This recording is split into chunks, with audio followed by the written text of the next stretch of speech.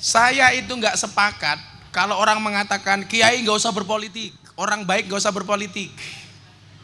Lah kalau orang baik nggak boleh berpolitik, akhirnya yang ikut politik itu siapa? Ya wong elek. Akhirnya yang terjadi apa? Politik didominasi sama orang jelek karena orang baik tidak mau berpolitik. Cuman di Indonesia itu orang baik kalau berpolitik biasanya tidak mewarnai, malah diwarnai, melu-melu, bosok gitu loh. Lah suasana hati itu ternyata dipengaruhi oleh dua hal, dari mata yang melihat dan dari telinga yang mendengar. Berarti apa? Kualitas hati kita tergantung pendengaran dan penglihatannya. Supaya hati kamu mutmainah, caranya bagaimana? Ala bidzikrillah tatmainnul qulub. Banyak zikir, banyak ngaji. Alaikum bimujalasatil ulama. Lah di era medsos seperti hari ini, mohon maaf, cara menjaga hati itu adalah dengan memproteksi mata dan telinga. Ya Rabbi,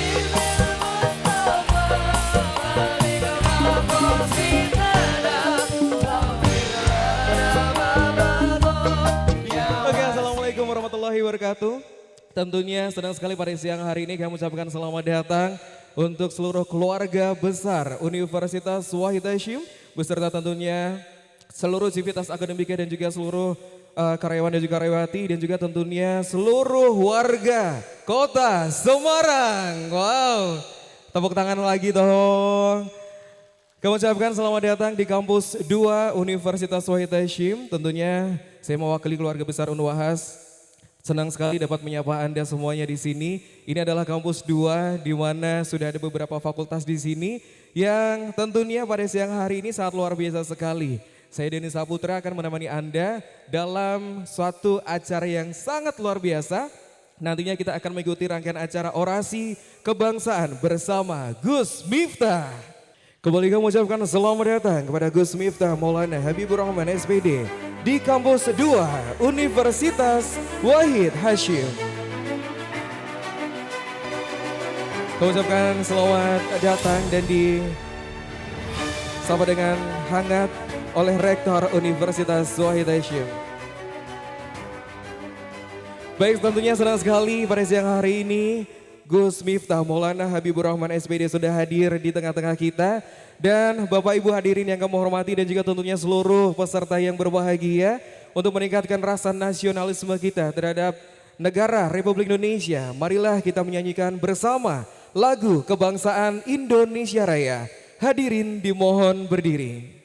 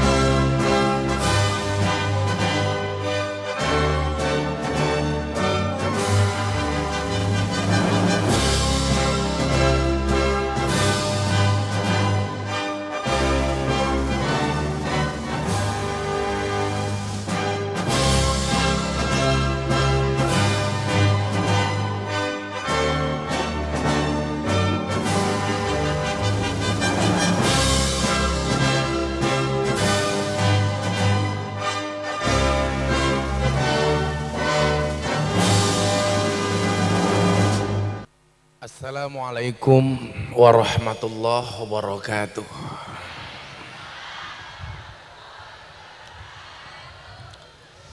Alhamdulillahil qail. A'udzu billahi samil alim minasyaitonir rajim. Inna rahmatallah qaribum minal muhsinin. Allahumma salli wa sallim wa barik ala hadan nabiyil karim sayyidina wa maulana Muhammadin wa ala alihi wa ashabil mujahidin at-tahirin. Rabbi shrah li sadri wa yassir li amri wahlul 'uqdatam min lisani yafqahu qawli, amma ba'du.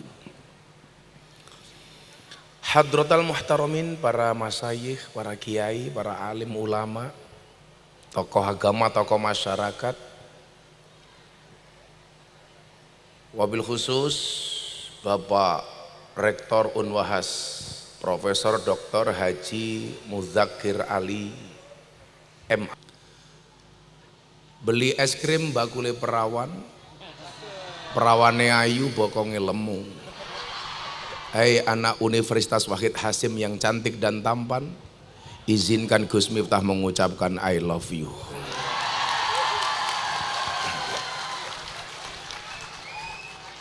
Beli gelas bonusnya permen. Hei Unwahas, kamu keren. Alhamdulillahirrabbilalamin. Siang hari ini saya bisa sowan Pak Rektor. Walaupun cuacanya panas, tapi saya melihat ada banyak wajah bahagia. Kenapa? Karena yang ditunggu akhirnya datang juga. Wajah yang bahagia itu mencerminkan bahwa hatinya juga bahagia. Karena wajah adalah merupakan jendela dari hati. Perwujudan muka itu berangkat dari kondisi hati. Orang jatuh cinta, ciri-cirinya adalah hatinya bahagia, wajahnya ceria. Karena orang jatuh cinta itu harus bahagia. Karena kalau susah namanya jatuh tempo. Kebahagiaan kita hari ini tentunya harus mendapatkan barokah. Yang dalam kitab kuning kita bisa melihat barokah itu artinya adalah ziyadah. Ziyadah itu artinya nambah. Apa nilai tambahnya? Ziyadatul mahabbah. Tambahnya rasa cinta kita. Ziyadatus sa'adah. Tambahnya nilai bahagia kita. Kemudian yang paling penting adalah ziyadatul khair. Bertambahnya kebaikan kita. Nah, siang hari ini saya sowan bukan atas inisiatif Pak Rektor, tapi atas inisiatif saya. Kenapa? Karena kalau ngundang Pak Rektor jelas tidak ada anggaran. Pokoknya kalau berbau-bau NU itu biasanya anggarannya minim. Makanya saya yang inisiatif untuk datang. Makanya terima kasih Pak Rektor atas sambutannya. Yang saya sebenarnya biasanya acara gini, acaranya internal anak-anak mahasiswa, mahasiswi. Kok kesini mburi tua-tua barang kayak sopo.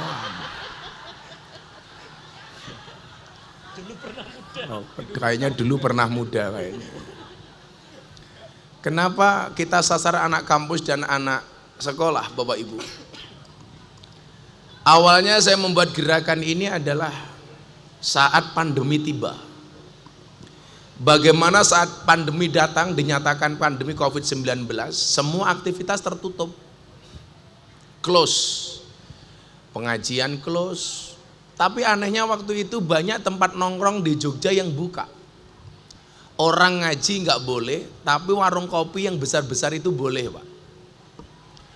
Saya saat itu punya prinsip, pandemi ini harus melahirkan kreativitas. Yang bagi orang pandemi itu masalah, bagi saya peluang. Itulah yang dimaksud dengan orang optimis. Apa bedanya orang optimis sama orang pesimis? Orang optimis melihat peluang dalam masalah, sementara orang pesimis melihat masalah dalam peluang. Saat orang bingung mencari uang, saat orang bingung bagaimana menghadapi pandemi, justru bagi saya sebuah peluang. Saya nggak perlu keluar dari kamar, di ruang tamu kamar pribadi saya, cukup buka HP. Saya waktu itu live Instagram dan live Facebook. Ternyata Pak Rektor, saya itu bisa menilai siapa pengguna Facebook, pengguna Instagram, pengguna TikTok melalui kelompok umur. Kalau Gen Z itu mereka lebih senang dengan TikTok. Milenial sampai usia 40 tahun lebih dikit itu banyak Instagram. Nah, yang sepuh-sepuh kayak Pak Rektor ini biasanya Facebook. Iya. Karena kalau Pak Rektor pakai TikTok ya nggak pantas. Masa Rektor goyang pargoy kan nggak pantas. Makanya banyak nenek-nenek itu usia 60 tahun masih punya Facebook. Kayak kemarin setahun bulan yang lalu ada nenek-nenek follower saya update status di Facebook jam 11 malam. Nenek-nenek janda. Apa statusnya? Ada nggak yang mau jadi imamku? Akhirnya langsung saya komentari, ada mbah. Siapa Gus? Israel. Awis tua kok datang gula imam. Nah, saat itu saya mencoba kajian melalui Zoom pertama kali setelah pandemi. Luar biasanya apa Bapak Ibu? Instagram saya waktu itu follower saya baru 1,5 juta waktu itu. Yang nonton live itu sekitar 18.000 orang. Kemudian di Facebook ditonton 10.000 orang. Itu artinya sekali kajian saya ditonton 28.000 orang. Facebook dan Instagram. Nah, hari kedua saya sudah dapat telepon dari pihak endorsement. Gus Miftah kajian online ya? Iya, boleh nggak kita endorse? Disitulah kemudian saya berpikir, ketika kamu tidak terlahir sebagai orang yang kaya dan cerdas, maka jadilah orang yang kreatif dan bekerja keras. Ternyata apa? Kesempitan itu memunculkan kreativitas. Baru hari kedua Pak Rektor, saya ditelepon, Gus, besok boleh nggak perusahaan kami endorse? Live ketiga Pak, ada satu perusahaan yang nggak terlalu besar, ada produk, hanya disuruh naruh di belakang saya, kelihatan umpamanya. Kayak di situ fakultas farmasi gitu. Itu pinter sekali dia endorsementnya.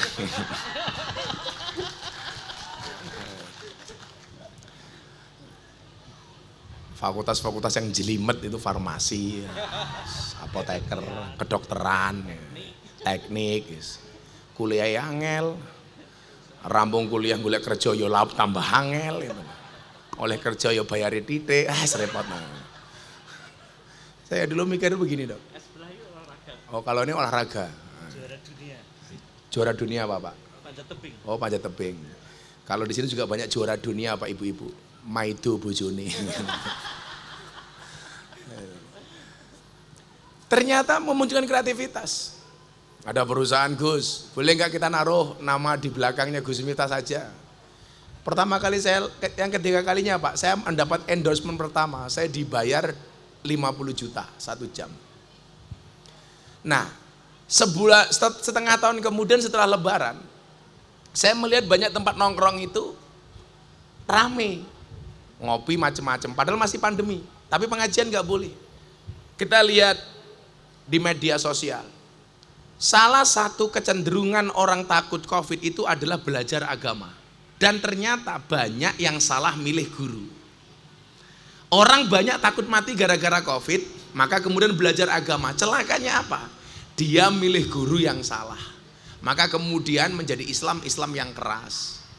Kalau nggak ekstrim kanan, ekstrim kiri. Padahal yang diajarkan oleh mbah-mbah kita, Mbah Hasyim Asy'ari, Mbah Wahid Hasyim, oleh pendiri-pendiri NU, Islam yang diajarkan kepada generasi kita adalah Islam yang wasatiyah.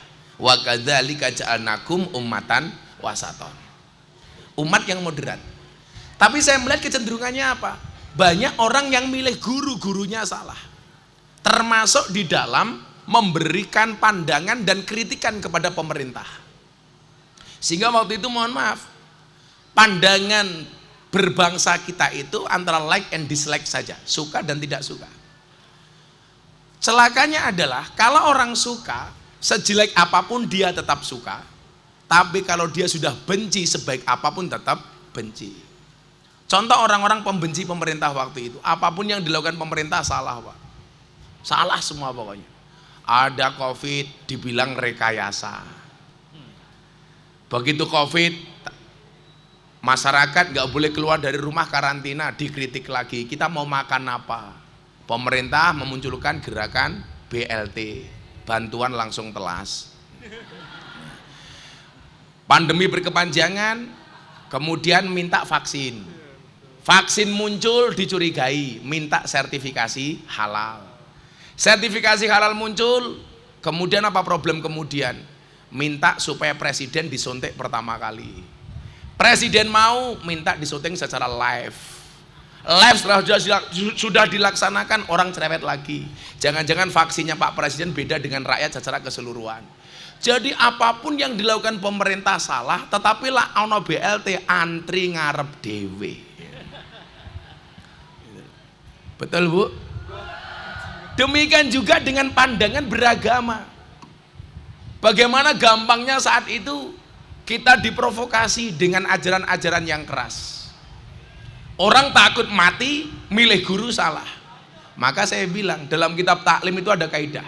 Kalau anak Wahid Hasyim itu harusnya ngerti taklim. Apa kaidahnya waktu itu saya baca? Al ilmu bila syaikhin fasyaihu syaiton. Ilmu tanpa guru, gurunya setan.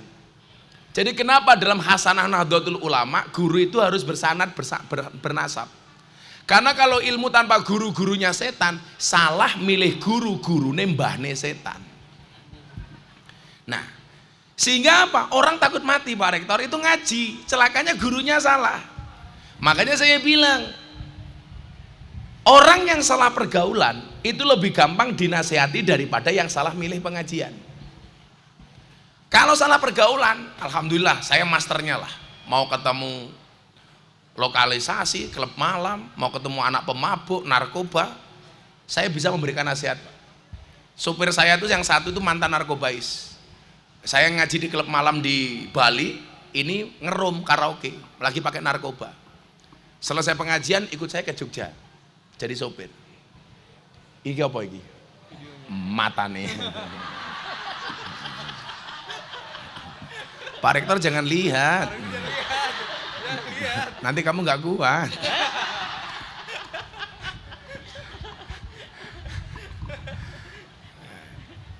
Jadi kalau cuma salah pergaulan, itu dunia saya lah. Makanya kenapa saya waktu itu dapat julukan presiden para pendosa dari anak-anak ahli maksiat itu.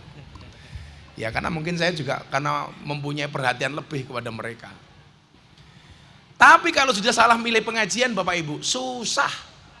Apalagi sudah mulai mengkafirkan, mulai membid'ah-bid'ahkan, mulai menyesat-menyesatkan. Ini menjadi problem. Dan saya ini selalu menjadi korban untuk itu. Dikafirkan, dibid'ahkan, disesatkan. Saya ceramah di gereja dibilang kafir, semacam-macam lah. Sehingga bagi saya ini menakutkan. Ada nggak video saya ceramah di gereja? Ini ya ini. Kok nggak ada suaranya?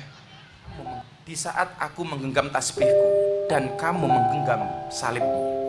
Di saat aku beribadah ke Istiqlal, namun engkau ke katedral. Di saat bioku tertulis Allah Subhanahu wa taala dan biomu tertulis Yesus Kristus. Di saat aku mengucap assalamualaikum dan kamu mengucap salam. Di saat aku mengejak Al-Qur'an dan kamu mengejak Alkitabmu.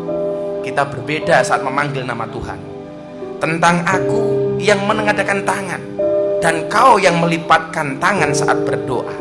Aku, kamu, kita. Bukan Istiqlal dan katedral yang ditakdirkan berdiri berhadapan dengan perbedaan namun tetap harmonis. Andai saja mereka memiliki nyawa, apa tidak mungkin mereka saling mencintai dan menghormati antara satu dan yang lainnya. Terima kasih. Salam. Assalamualaikum warahmatullahi wabarakatuh. Ini saya ceramah tahun 2021 di acara peresmian Gereja Bethel Indonesia di Jakarta Utara.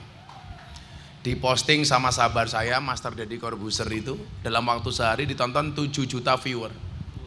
Dikomentari 100.000 lebih. Hah? Kenapa?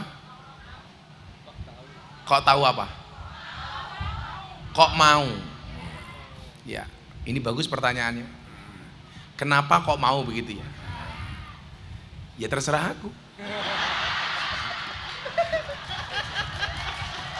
Oke, tak jelasin. Bu, acaranya ini bukan acara peribadatan. tapi acara peresmian. Yang diundang seluruh tokoh agama.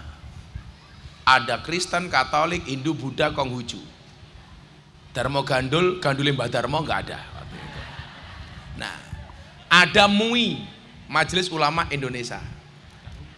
Ada FKUB. Kebetulan waktu itu pihak gereja survei kepada jemaat. Mau nggak kita menghadirkan tokoh muslim untuk ceramah? Dikasih beberapa nama tokoh Islam. Ternyata jemaat 100% vote Gus Miftah. Alasannya apa? Ternyata ada survei di kalangan Nasrani, 7 tokoh muslim yang paling disegani dan dihormati di kalangan orang Nasrani. 1 muncul nama Kiai Haji Abdurrahman Wahid Gus Dur almarhum. Nomor 2 almarhum Kiai Haji Hasyim Muzadi, mantan ketua umum PBNU. Yang ketiga almarhum Kiai Haji Zainuddin MZ, dai sejuta umat. Yang keempat almarhum Buya Syafi'i Ma'arif, mantan ketua umum Muhammadiyah.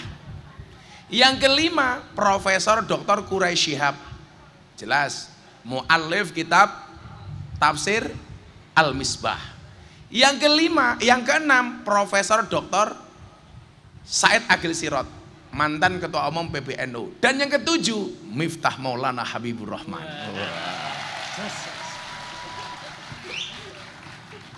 Loh, kalau soal survei-survei itu saya rada gaya, Pak. Kemarin ada survei dari Jayabaya College, Ustadz yang paling disukai di Indonesia, Pak. Ada di sini. Nah, ini ulama dan dai pilihan netizen, perbincangan yang paling banyak. Ini dilakukan oleh Jayabaya College. Nomor 1 12,8%. Gus Miftah. Saya dari sekian nama kok nyari nama Mudakir, nggak ada.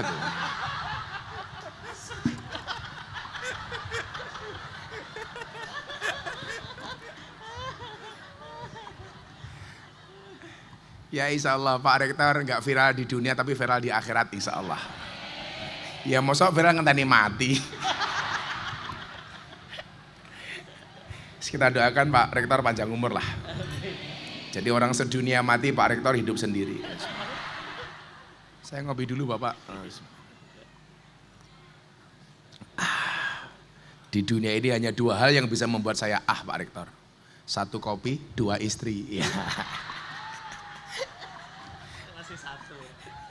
Tapi ya ahnya baru 1 Pak Rektor, karena istri saya 1. Ya saya nggak mungkin nambah, karena saya tipe suami yang seperti tikus, mlebu metu lenge mung siji.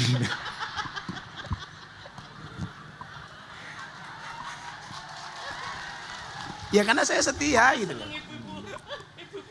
Saya setia karena saya punya prinsip. Banyak laki-laki mengatakan mencari istri solehkah itu susah. Banyak perempuan mengatakan mencari suami soleh itu susah. Pertanyaannya adalah kenapa sibuk mencari bukan menjadi. Makanya saya bilang lelaki yang menangis karena wanita mungkin dia tulus mencintaimu. Tetapi lelaki yang menangis karena dosa, dia adalah imam terbaik untukmu. Siapa itu? Mudakir.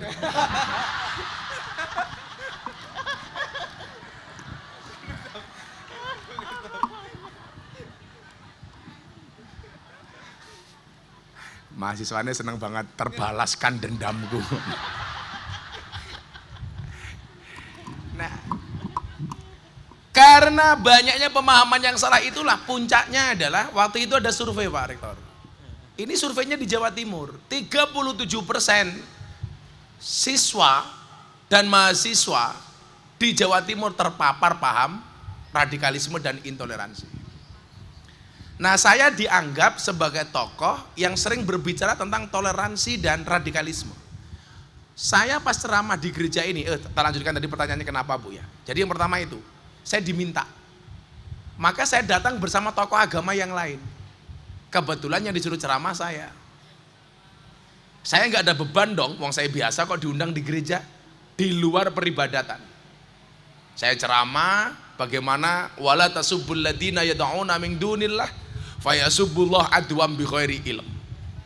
Kalau kamu pengen Tuhanmu tidak dihina, ya jangan menghina Tuhannya orang lain. Kalau kamu pengen agamamu tidak dihina, jangan menghina agama orang lain. Dan fine. Saya keluar gereja juga biasa-biasa saja. Selesai diposting sama Master Daddy, ditonton jutaan kali, hinaan, hujatan semuanya mampir ke saya, Pak. Miftah kafir. Saya jawab, hurra popo, sahadat meneh. Komentarnya paling banyak apa? Miftah goblok. Rapopo, goblok kue laris, kue pinter, cangkemmu rapayu. Aku. Yang membelain saya siapa, Pak? Yang membelain saya tokoh-tokoh top. Guru saya almarhum al-maghfurlah, Abah Demyati Rois Kendal. Ora apa-apa le lanjutno kuwi apik.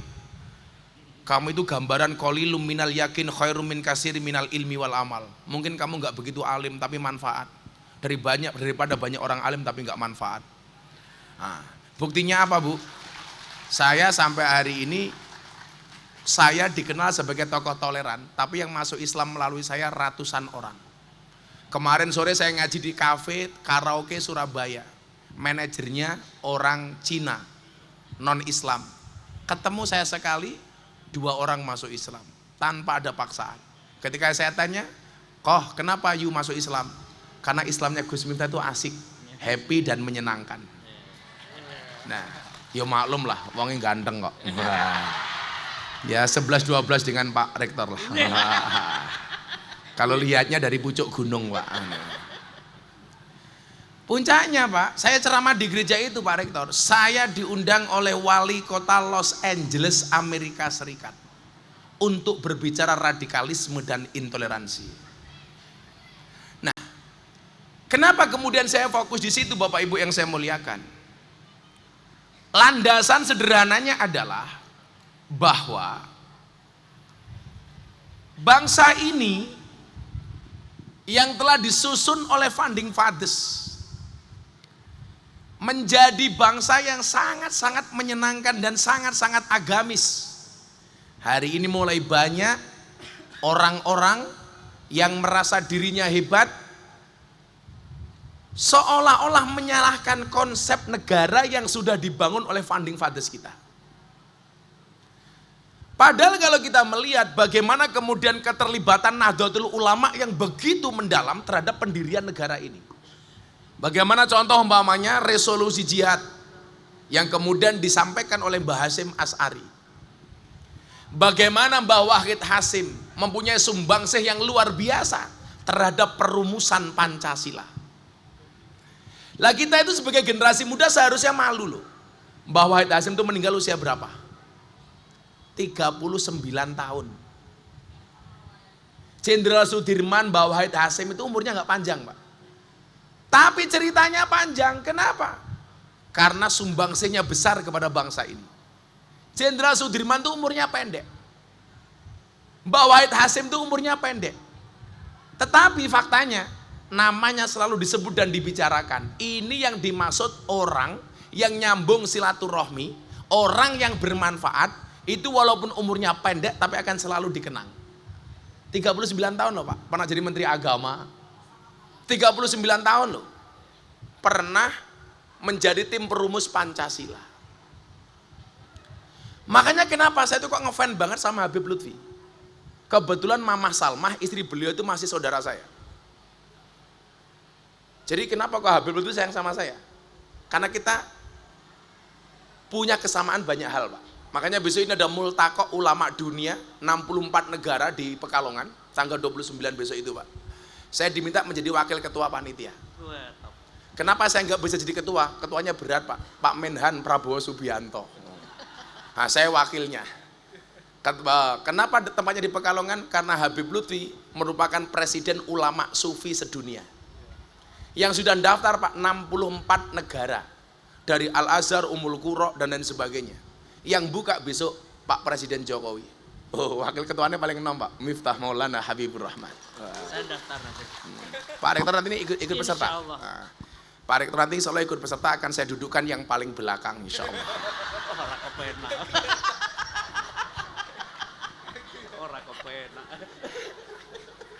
Enggak lah, Pak Rektor insya Allah di depan lah. Bahkan di luar panggung, di depan sendiri.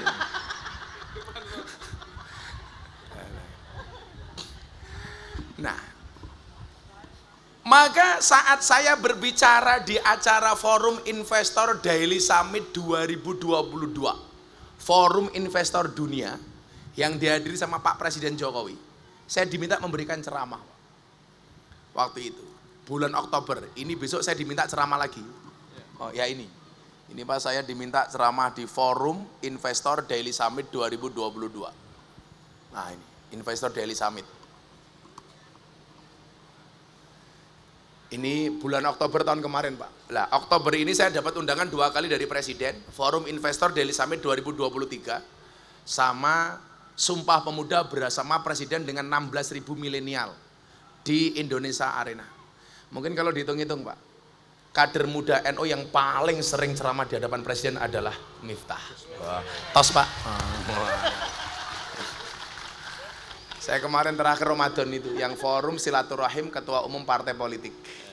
Ada Pak Prabowo, ada Pak Zulkifli, ada Pak Erlangga, ada Cak Imin, ada Mardiono, sama Presiden Jokowi, sama para menteri. Saya diminta menjadi imam sholat duhur dan tausiah. Maka hari itu Indonesia yang mimpin bukan Pak Jokowi, saya selama 5 menit. Kenapa?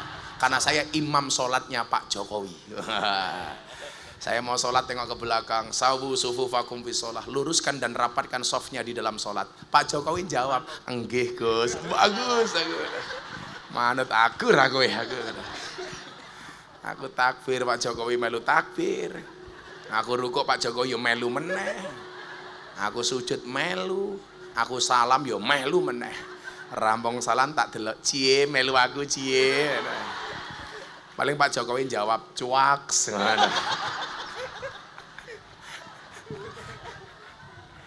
Geleleng pakai cahen.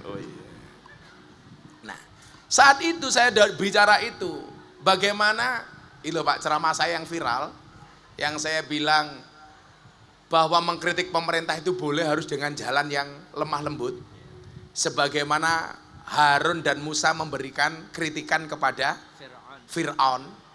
Fakula lahu qawla layyina. Itu kan viral. Lah enggak enaknya viralnya itu gara-gara itu ceramahnya setahun sebelumnya, 6 bulan atau 8 bulan sebelumnya. Tapi ceramah saya itu untuk ngerespon yang ceramahnya Cak Nun yang mengatakan Pak Jokowi Fir'aun. Sehingga orang-orang mengatakan Gus Miftah bermusuhan dengan Cak Nun. Enggak. Ceramah saya jauh lebih dulu dibandingkan Cak Nun. Lah itu kan pinternya netizen Mas, memelintir-melintir. Pokoknya kita doakan mudah-mudahan Cak Nun segera sehat. Amin. Bagaimanapun beliau adalah guru bangsa. Cak Nun, orang luar biasa. Nah, saya bilang, bagaimana kemudian dulu Allah mendesain pemimpin yang zalim, kafir, bahkan ngaku Tuhan sekalipun, kita nggak boleh ngomong kasar. Nah, saat itu Pak Jokowi bilang sama saya, Gus, gerakan Gus Miftah ini bagus banget ya. Namanya apa Gus? Gerakan saya namanya gerakan moderasi Pak. Berbangsa dan beragama yang happy dan menyenangkan. Makanya saya bisa masuk ke semua lini. Pendeta Gilbert dan jaringan gereja GPI di Indonesia itu akrab banget dengan saya. Ramadan kemarin saya membuat buka puasa bersama Gus Miftah, dihadiri 300 pendeta dari semua aliran.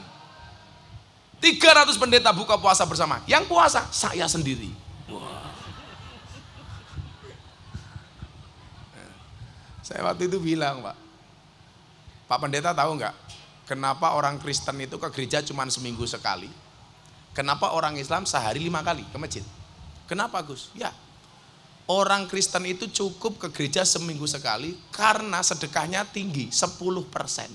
Makanya cukup seminggu sekali. Lah orang Islam harus 5 kali sehari, kenapa? Karena cuma 2,5%. Titik kok, ya bola bali ku dunia aku. Wong Islam ke 2,5% saja nggak jalan kok Pak. Ekonomi syariah. Ekonomi syariah susah. Pokoknya pelit awake dhewe itu. Kalau pengajian kayak gini Pak, ada kotak infak. Kok ibu-ibu dompetnya 100.000, 50.000, 1.000. Kira-kira yang dimasukkan 100.000 apa 1.000? 1.000 Pak. Ndelok munyok ning kebun binatang sangune 100.000. Ndelok Gus Miftah infake 1.000. Berarti larang kiai napa munyok? Munyok. Jenengan luwih ngajeni kiai napa munyok? Oh nyok Pak. Walah nyok. Lah saya ngomong nyok gue diantem wong sawono bane. Nah, saya kemudian sampaikan apa?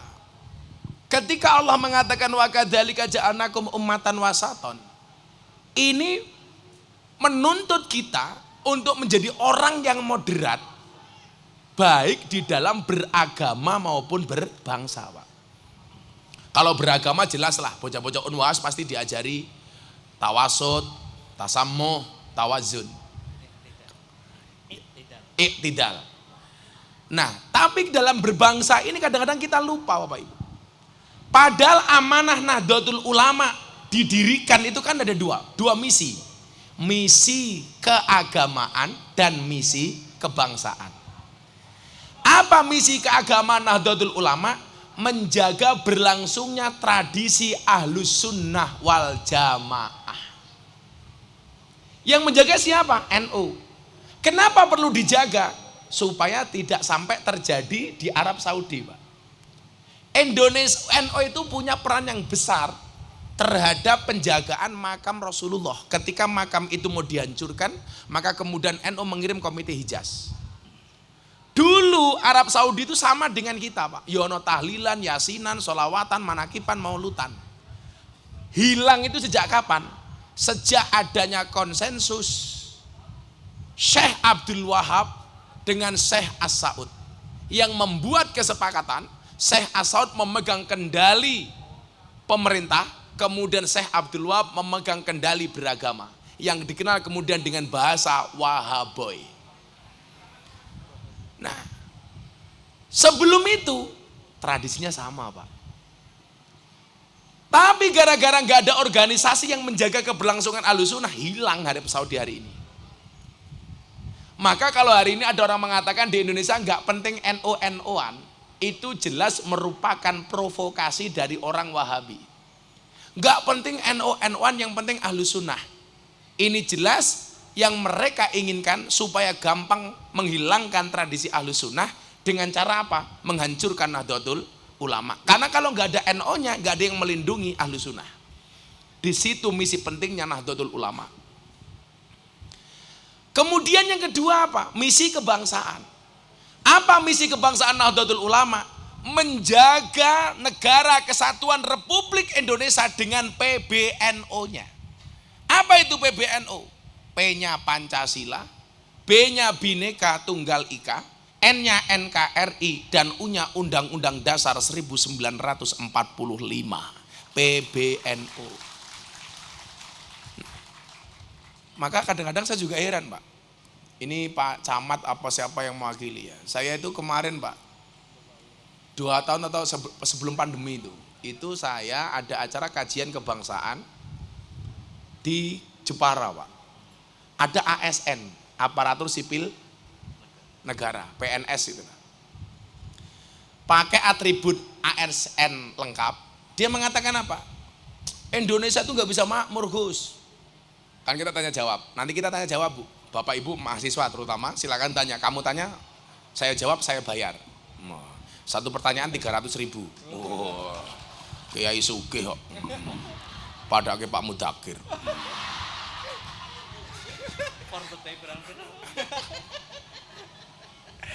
Ya, mohon maaf Pak Rektor, kita berada di atas panggung yang sama, tapi dengan amplop yang berbeda.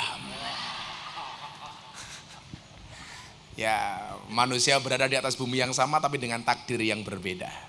Takdirnya Pak Rektor di Unwahas, takdirmu MC dodolan cangkem, mesgitulah macam-macam. Dewe-dewe lah Mas. Nah, kebetulan saya itu orang NU yang ditakdir untuk ngurusi artis dan selebritis Pak. Untuk bisa memberikan pemahaman keagamaan yang enjoy. Makanya saya itu punya kajian rutin di Tower 99 Juragan MS Glow itu dengan teman-teman artis binaan saya. Ya ada Selin, tapi yang paling banyak sekarang itu Pak Janda. Heran aku.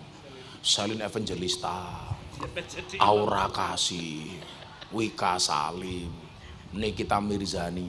Jangan salah Mas, Nikita Mirzani itu seksi, pakainya buka-bukaan tapi dia sholat.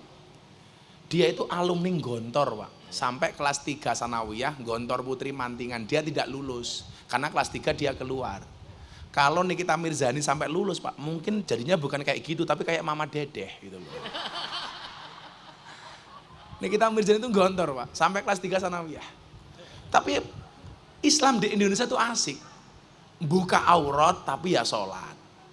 Sementara di Timur Tengah banyak orang nutup aurat tapi banyak yang nggak sholat. Di Indonesia itu buka aurat kayak Nikita Mirzani itu tapi ya sholawat, yo ngerti berjanjen. Yo gede, Pak. Gitu loh. Pahalane goblok malah cengengesan.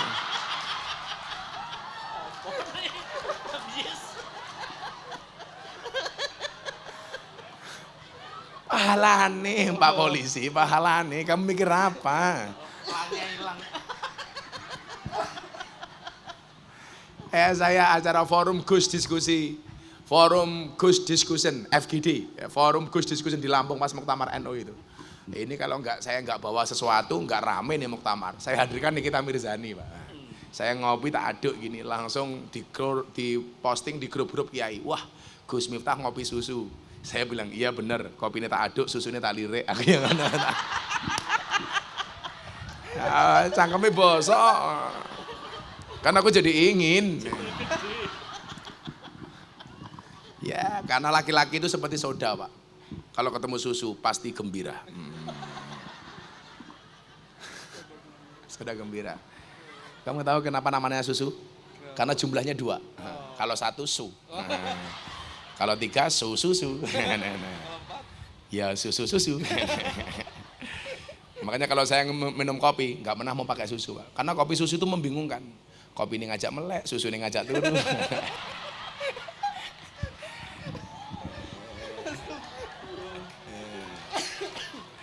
Ambiar. Yes, orang NU itu enjoy, Pak. Beragamanya orang NU itu enjoy.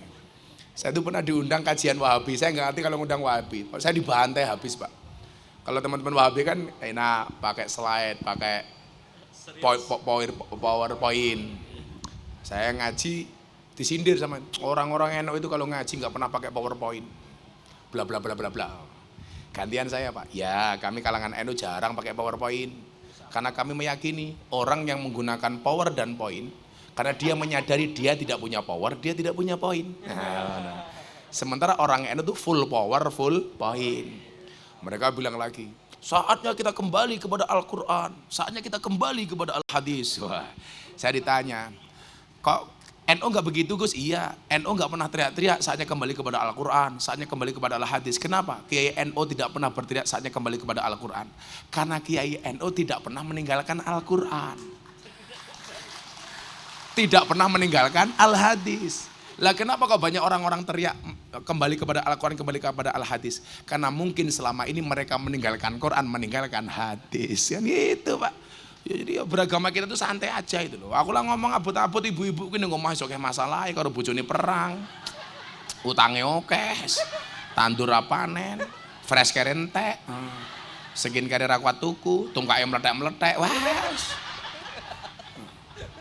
Mana aku percaya itu loh, mahasiswa kok jilbabnya abang, bajunya abang tua, nara percaya aku. Mosok ini mahasiswa kan.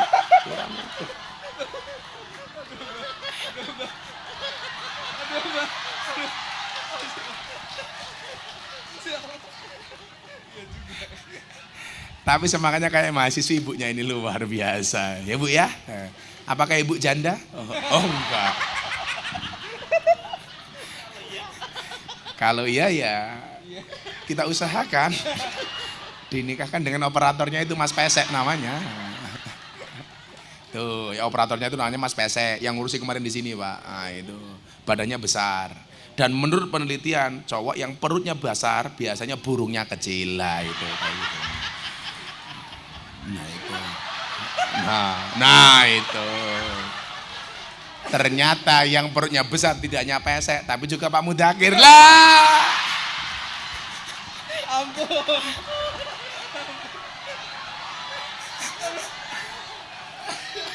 Itu penelitian, bukan saya yang bilang. Laki-laki yang perutnya besar, burungnya kecil. Kalau nggak percaya, ayo kita sepil.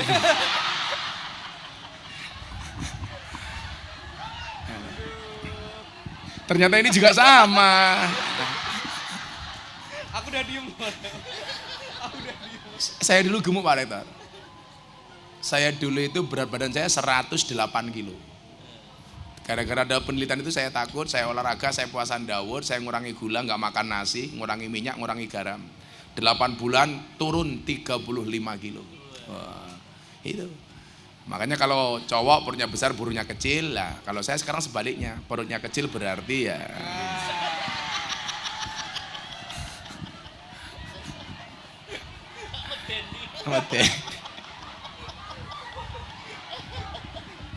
Ya kalau ibu-ibu mau pola kayak saya yang gemuk itu masih bisa kurus. Kalau ibu-ibu mau kurus, ikuti kayak Gus Miftah, puasan Daud. Saya udah puasan Daud yang terakhir 8 tahun. Saya jarang makan nasi. Saya kalau minum kopi harus pahit. Nah kalau ibu-ibu nggak kuat melakukan itu, pengen kurus gampang. Suaminya suruh menikah lagi. Itu pasti ibu-ibu kurus, mergo pikiran. Kayak bojone rabi 5 bulan wis kuru bro. Setahun stroke. Nah. Kamu tahu stroke itu penyakit apa? Stroke itu penyakit yang diakibatkan gara-gara adanya ketidakseimbangan antara stroke gaji dan stroke belanja. Nah, gitu. Stroke. Nah, sallu ala Nabi Muhammad. Nah, misi kebangsaan inilah yang hari ini kemudian perlu kita revitalisasi, Pak Rektor. Jangan sampai mahasiswa apalagi berbau NU memiliki pemahaman yang radikalis, memiliki pemahaman berbangsa dan beragama yang intoleran umpamanya. Kenapa NU cara beragamanya kok seperti ini Pak? Menjaga kebangsaannya seperti ini. Saya tuh pernah diajak diskusi sama Abah Lutfi terkait surat Al-Hujurat ayat 13. Ya ayyuhan nas, inna khalaqnakum min dzakari wa unsa wa ja'alnakum syu'uban wa qabaila lita'arafu inna akramakum indallahi atqakum. Beliau mengatakan apa? Tuhan itu memang cinta banget dengan Indonesia ya. Kayak hari ini FYP di TikTok kita kan setiap saat muncul Habib Umar bin Hafid. Beliau juga mengatakan apa? Tidaklah aku datang ke Indonesia kecuali diutus oleh Rasulullah, kecuali diperintah dan didhawuhi oleh Rasulullah. Datangnya Habib Umar menurut saya respon positif terhadap perdebatan antara oknum kiai dengan oknum beberapa habaib tentang nasab. Maka saya pikir teman-teman di Wahid Hasyim gak usahlah ikut-ikutan perdebatan di wilayah itu. Kalau saya lebih mendahulukan husnudzon, bahwa duriannya Kanjeng Nabi itu perlu kita hormati. Apakah Habib itu pasti duriannya Kanjeng Nabi? Kita husnudzon saja, wallahu a'lam bissawab. Saya nggak mau masuk ke perdebatan di wilayah itu. Bagi saya siapapun yang memberikan sumbangsih terhadap agama itu harus kita hormati, sekecil apapun. Bahkan seperti apapun, kita ingat dengan apa yang dikatakan oleh Sayyid Abdullah Al-Haddad terkait dengan duriyahnya Nabi. Wa ala kafatil muslimin ayya'taqidu hubbahum wa mawaddatahum wa ayyuwakiruhum wa ayyu'adzimuhum bi ghairi huluwin wala sarafin. Kepada duriyahnya Nabi hendaknya orang Islam itu menghormati, memuliakan dengan sewajarnya tanpa melampaui batas. Saya itu kan agak marah gara-gara apa Pak Mudakir? Gara-gara ada yang menanyakan kepada saya tentang nasabnya Habib Lutfi. Saya bilang kalau kamu meragukan nasabnya Habib lain, saya nggak ada urusan. Tapi kalau kamu mempertanyakan nasabnya Habib Lutfi, bagi saya ini bukan su'ul adab tapi biadab. Sekelas Habib Lutfi loh kamu ragukan. Beliau itu Rois Am seumur hidup Jatman, presiden ulama sufi sedunia, one team press, yang sumbangsihnya kepada negara ini sudah begitu besar. Kok masih diragukan bahkan dihinakan? Kan kurang ajar Pak. Gitu loh. Jadi Habib Umar mengatakan, tidaklah aku datang ke Indonesia kecuali diutus oleh Rasulullah. Maka mudah-mudahan perdebatan antara oknum kiai dan oknum habaib, ayo kita sudahi saja lah. Apalagi kita orang NU Pak. Umpama kuwi ngapusi dudu Habib, ya piyek-piyekno kuwi ya wong Islam. Inna akramakum indallahi atqakum. Mulya mergo takwani. Lah dengan orang non Islam saja kita bisa akur kok. Masa hanya dengan orang dengan embel-embel dalam oknum dalam tanda kutip Habib kita nggak bisa akur. Pak Rektor kalau ke pondok saya, besok saya ulang tahun pondok itu seminggu penuh. Dari tanggal 31 malam saya campur sari sama Cak Percil sama Cak Kirun. Yang lucu anak saya umur 7 tahun. Cak Imin datang ke pondok saya, "Bah, Cak Imin itu apanya Cak Percil?" Bedanya cuma satu saya bilang, kalau Cak Percil banyak pendapat, kalau Cak Imin banyak pendapatan, bilang gitu. Tanggal 1-nya saya reokan, malamnya festival hadroh, tanggal 2 Pak saya pengajian kebangsaan. Akan dihadiri sama Mas Gibran, Wali Kota Solo, Pak Erick Thohir, Pak Safruddin DMI, termasuk Marcel Widianto stand up comedy, itu orang Nasrani tapi ngaji sama saya Pak. Kenapa? Karena kampung saya itu 60% Katolik. Lah saya dengan orang Katolik aja bisa akur kok. Masa dengan orang dengan hembel-hembel Habib saya harus bermusuhan, kok ada-ada saja. Selatan rumah saya Pak, itu rumahnya pengurus gereja. Utara rumah saya kuburan. Dan seumur hidup saya tidak pernah bertengkar dengan tetangga utara saya. Subhanallah. Luar biasa. Masa tak antem di kuburannya Pak itu loh. Kalau masuk ke kampung saya Pak, itu kuburannya rata-rata salib Pak. Ya kita fan-fan saja. Terus tanggal 3 paginya saya jalan sehat, panitianya orang-orang Nasrani. Tanggal 8-nya saya ke konser kebangsaan. Nah, ini komplit ini acaranya ini. Wah, kayak Percil, Gion Maton, Bantos, Abah Kirun, Erick Thohir, Wirda Mansur, Gibran, Tigul Gofilin, Reok. Wah. Terus hari pagi, minggu paginya jalan sehat Triswaka, Nabila, Hello Band. Wah. Konsernya Denny Caknan, Moro Widowati, Bagindas, After Sign. Wah. Kayak yang paling ganteng bajunya putih kayak. Wah. Wah, sampingnya Prabowo Subianto. Ini nyuwun sewu. Ini yang ngurusi Pak, orang Nasrani. Yang parkir, yang bantu macam-macam. Makanya saya itu malu. Hanya dengan orang yang dengan atribut Habib kita nggak bisa akur. Dengan tuduhan macam-macam. Wes kita hentikan lah. Kita nggak usah ikut campur wilayah itu. Kemarin saya dibully sama kelompok pendukung tes nasab. Miftah ora paham, malah menolak tes nasab dan lain sebagainya. Saya itu paling nggak nyaman Pak ngomong nasab. Malu kita itu kalau ngomong nasab. Mbah-mbah kita itu orang hebat sementara kita biasa-biasa saja. Malu. Makanya dikatakan apa? Wa syarrul alamina dawul khumuli idza fa akhirtahum dzakarul jududa. Artinya apa? Silakan diterjemahkan.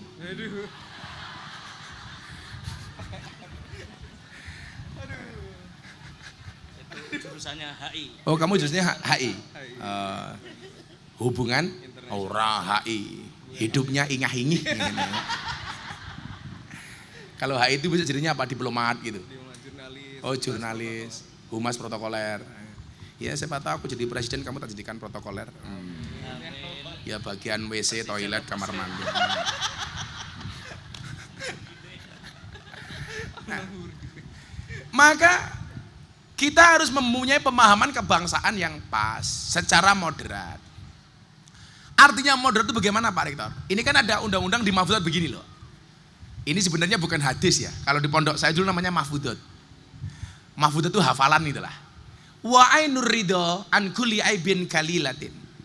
Wa ainus sukhti an kulli khairin tubdil masawiya. Orang itu kalau sudah seneng, wa ainur ridho, matanya seneng, seburuk apapun gak akan nampak keburukannya. Tapi kalau dia sudah benci, sebaik apapun tidak akan merubah kebenciannya. Lah di dalam berbangsa sama Pak. Kita itu kadang-kadang kalau sudah benci dengan pemerintah, sebaik apapun kita tidak bisa bersikap moderat. Lah, saya itu selalu menempatkan diri saya secara moderat. Contoh, masih ingat?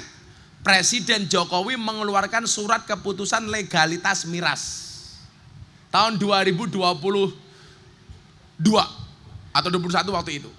Saya orang yang pertama kali protes. Begitu hari ini diumumkan, besoknya saya protes. Bapak Presiden yang terhormat, saya Miftah Maulana Habibur Rahman menolak dengan tegas legalitas miras. Kenapa? Karena keharaman khamr dalam Al-Quran itu qat'i mutlak, tidak boleh diganggu gugat, tidak bisa ditawar-tawar. Bagi saya minuman keras yang boleh dan layak dikonsumsi hanya satu, apa? Es batu. Wow. Jam 3 malam Pak, saya ditelepon sama Pak Praktekno, Mensesnek. Gus, kritikannya didengar sama Presiden. Besok siang surat keputusan Presiden tentang legalitas miras dicabut. Dan ternyata benar Pak, dicabut sama Pak Presiden. Artinya apa? Presiden juga mendengarkan kritiknya rakyat ketika dilakukan dengan cara yang baik dan beradab. Maka waktu itu Pak, nama saya trending Twitter nomor 2. Nomor 1, Wulan Guritno, kasus perceraiannya. Nomor 2, trending Twitter Gus Miftah, menanti berakhirnya masa idahnya Wulan Guritno.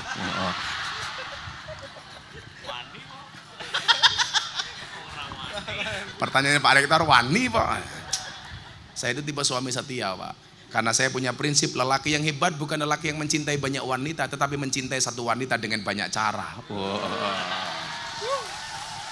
Saya harus ngomong seperti itu. Kenapa Pak Rektor? Karena direkam kamera. Konangan bojoku mudar Pak. Saya pinter-pinter kiai Pak Rektor, digetak bojone goblok dadak. Apa meneh Rektor? Neng kampus galak kaya ngomong, neng omah ketemu Bu Rektor, kik.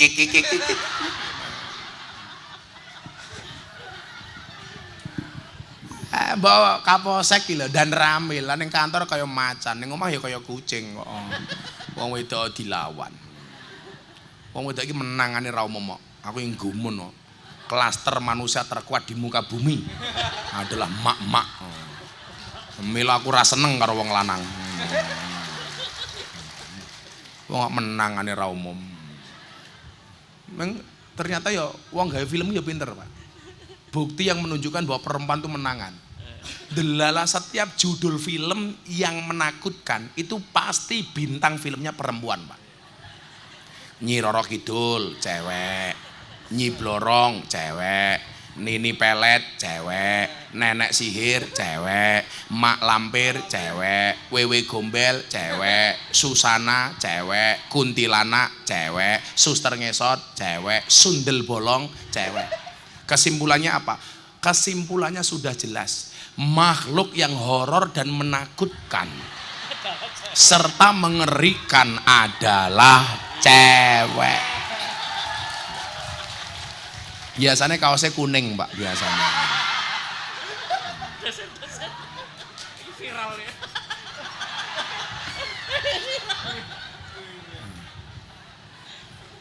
Lah sing jilbabe ungu insyaallah luweh parah.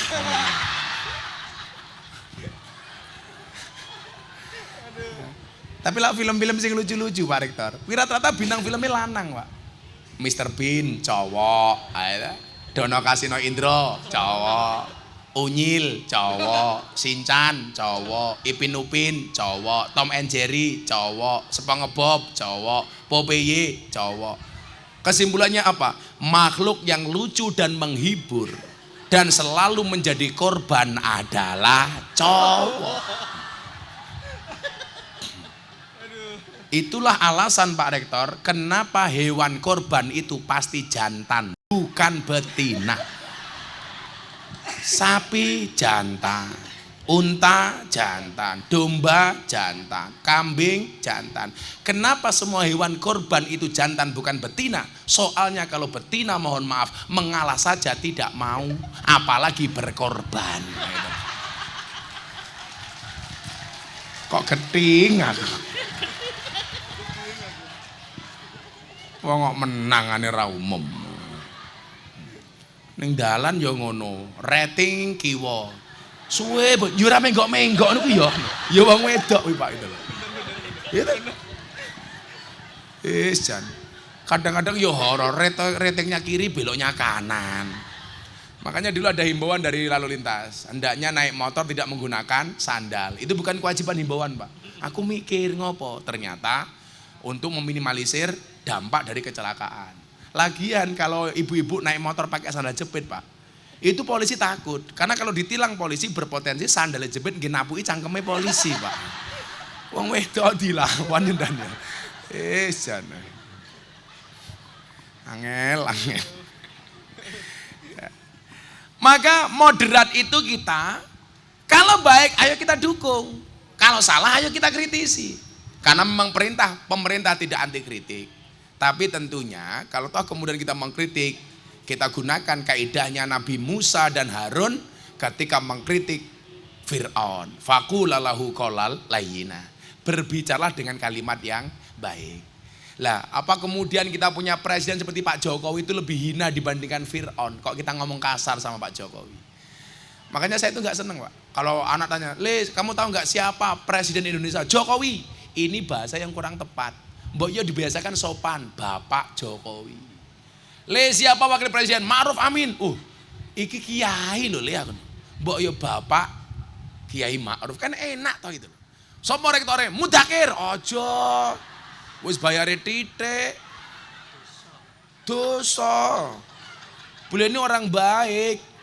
Maka saya berpesan karena beliau orang baik, tolong Pak Rektor jangan dikubur sebelum. Baik, terima kasih dan Saya siapkan uangnya dulu ya, pertanyaan sama kaos. Kami persilakan untuk teman-teman semua yang sudah hadir di sini, boleh langsung angkat tangan. Saya akan pilih berapa Abah ini? Berapa dulu? Cewek 2, cowok 2. Oke, cewek 2. Oke, silakan kakak yang ada di belakang Bunda Rara. Satu lagi cewek. Oke, silakan. Oke, monggo, silakan sebelah sini. Ya sini aja biar nggak panas. Oke. Nanti kamu kurus Silakan. loh. Langsung kurus. Sini mau nak pergi kawan, ben panas. Ya Allah, sawak bokong kabeh ya Allah. Mbak Sinten namanya? Terima kasih, mohon izin saya Vivi Elmia Saputri dari Fakultas Agama Islam.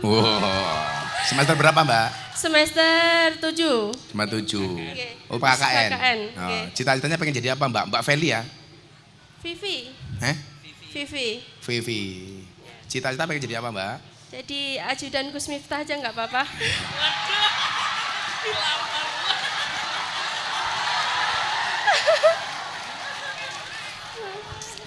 Hatiku rasane lara. Pertanyaannya Mbak Vivi. Mohon izin Pak Rektor. Sini saya nggak apa, duduk saya nggak apa. Sama santai aja, anggap aja panggung sendiri. Oke. Ngapunten Gus. Itu jari kamu tuh aksesoris sama nutupi bokong gitu. Dua-duanya. Dua-duanya, ya Allah. Kamu bilang, sorry saya gemuk karena makan nasi. Daripada kamu kurus makan hati. Iya. Kamu gemuk kok, tapi masih muat di hatinya Pak Rektor. Iya.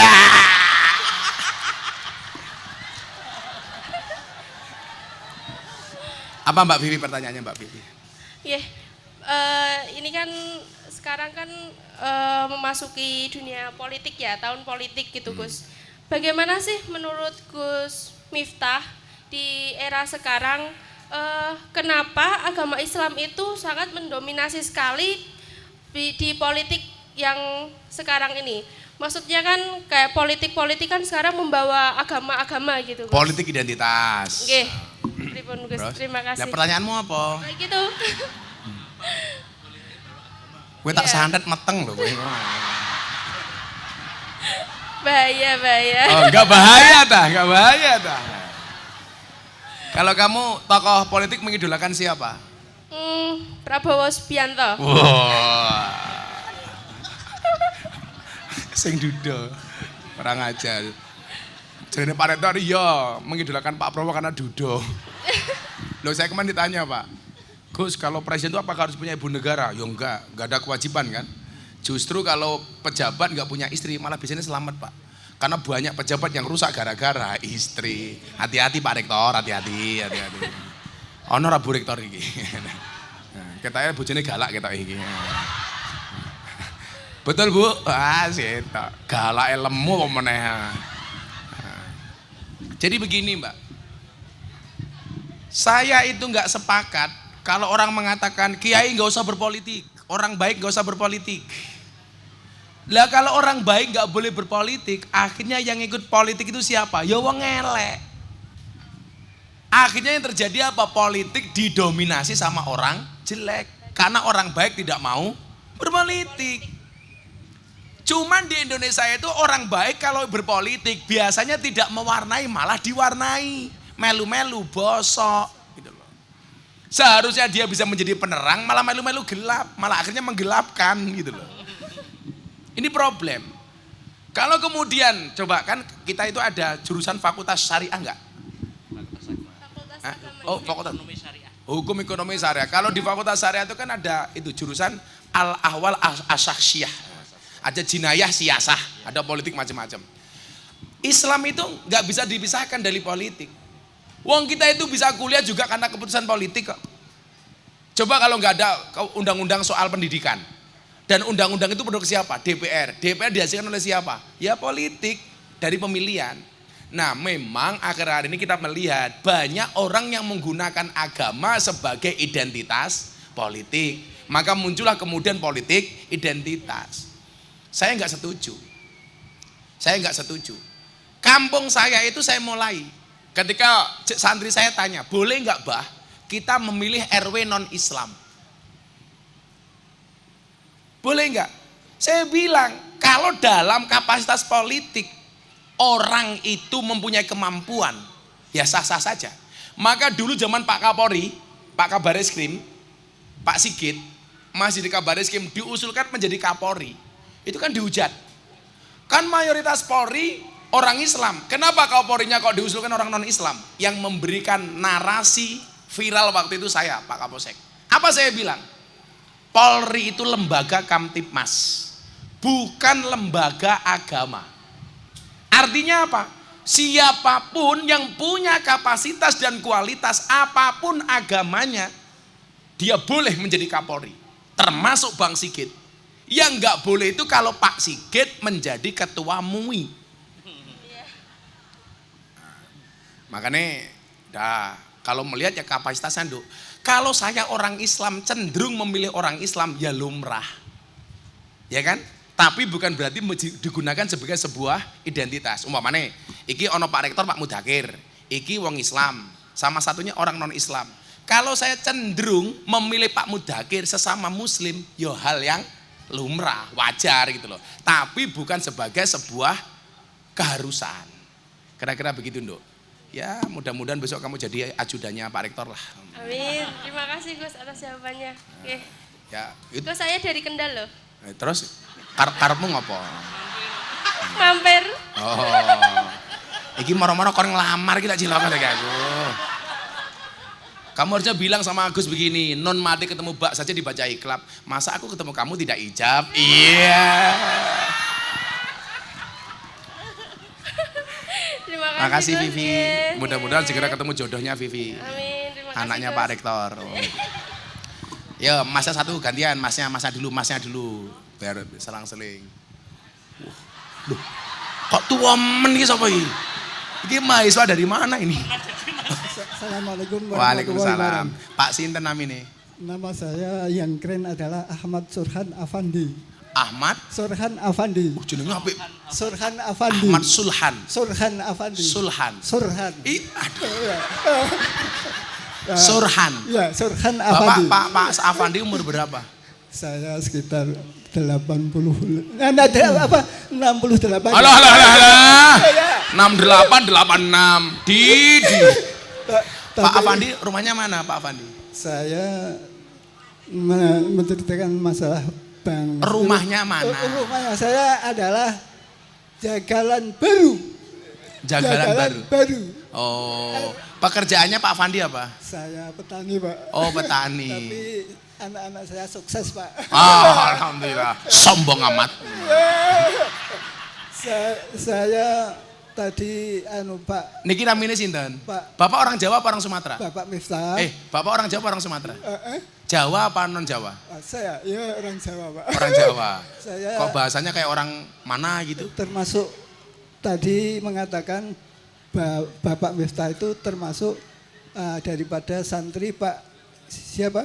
Pak Wali Ungu di sebelah Pak Batim Yati. Oh, Pak Batim Yati. Saya sejak situ saya nyantri di Kaliwungu, Pak Dimyati adalah kepala pondok. Oh, begitu. Sumpah aku ora paham aku sumpah. Nggih, dulu sama Mbak Dim, kepala pondoknya. Yang saya tanyakan itu Pak, Nah. kenapa NU kok tidak seperti organisasi lainnya? Bisa seperti Muhammadiyah itu bisa membangun istilahnya kampus, sekolahan, kok orang NU kok tidak bisa membangun, maka penganutnya banyak Pak. Gimana Pak itu? Ini Unwahas yang bangun Muhammadiyah ya ini ya? Tapi jalan nanti Pak dari PK sampai posnya. Rektornya tak terima.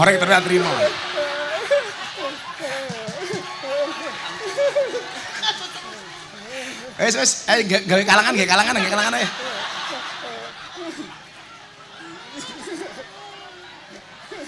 Pak Afandi. Yang pertama kita lihat sejarah Pak Afandi. Mbah Hasyim Asy'ari itu ketemunya dengan Muhammad Darwis. Tahu Pak Muhammad Darwis? Muhammad Darwis itu nama aslinya Kiai Haji Ahmad Dahlan. Dalam usia 14 tahun setelah mondok dari Sayyahunal Habib Ahmad Khalil Al-Bangkalan, Mbah Khalil Bangkalan, itu beliau pergi ke Semarang. Ngaji sama satu kiai besar namanya Mbah Soleh Darat As-Samarongi. Di sini ketemulah dengan Muhammad Darwis yang kemudian menjadi Ahmad Dahlan, Mbah Ahmad Dahlan. Selesai dari sini, mereka berdua diutus untuk ngaji ke Mekah.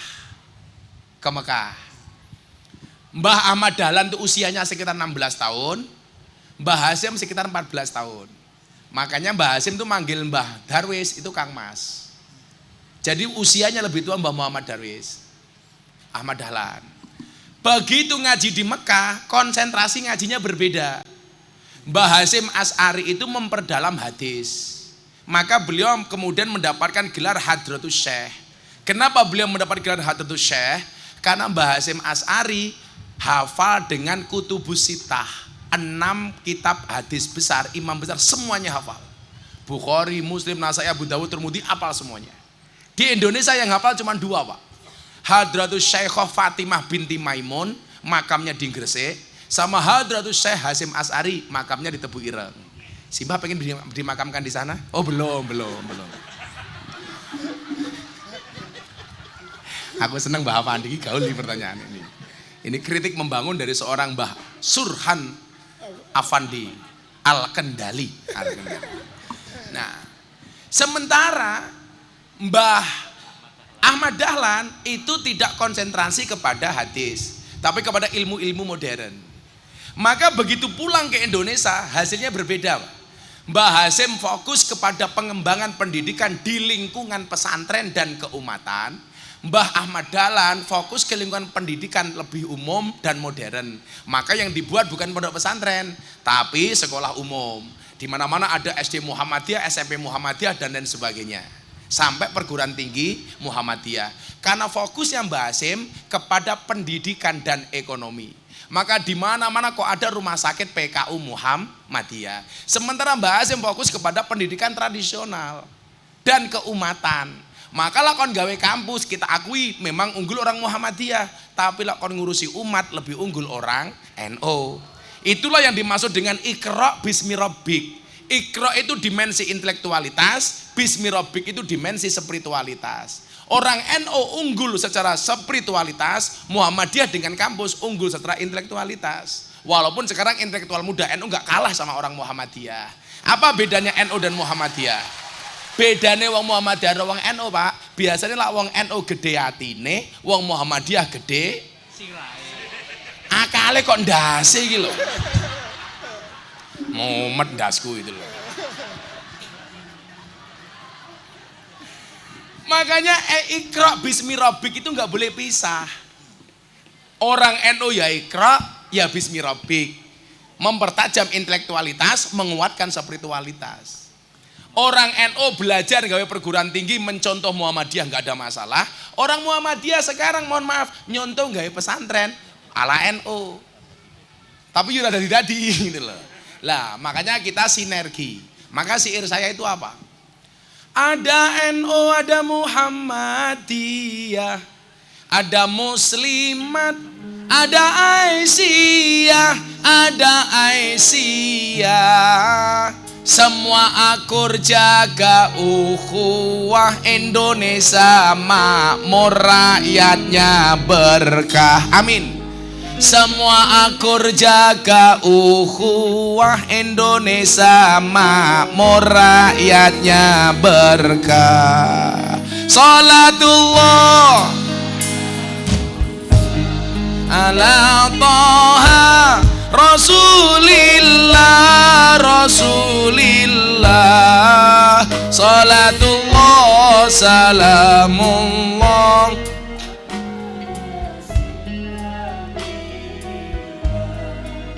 Salatullah salamullah ala Yasin Habibillah. Kalau Pak Afandi NU apa Muhammadiyah? NU ya. Bapak NU, Ibu Muslimat, Kakang Ansor, adik Fatayat, adik Fat. Tahlilane saben malam, mulai tahlilan padha nggawa rahmat yu. Berkat sing dipikir. Nanti rupane kaya besek kabeh. Sangel-angel. Pantesan rektore lemu. Berkatan wae. Jadi ngaten Bang, kita nggak usah gengsi mengaku ya, kita belajar sama Muhammadiyah. Muhammadiyah juga belajar dengan NU sehingga saling. NU dan Muhammadiyah itu bukan kompetitor, tapi sinergi dalam kebaikan membangun bangsa. Nah, matur nuwun, Mbah. Kiai, kadang-kadang Apa meneh? Urung. ada yang mengatakan orang NU itu partai berkat tuh. Orang NU itu? Haha, lucu, lucu.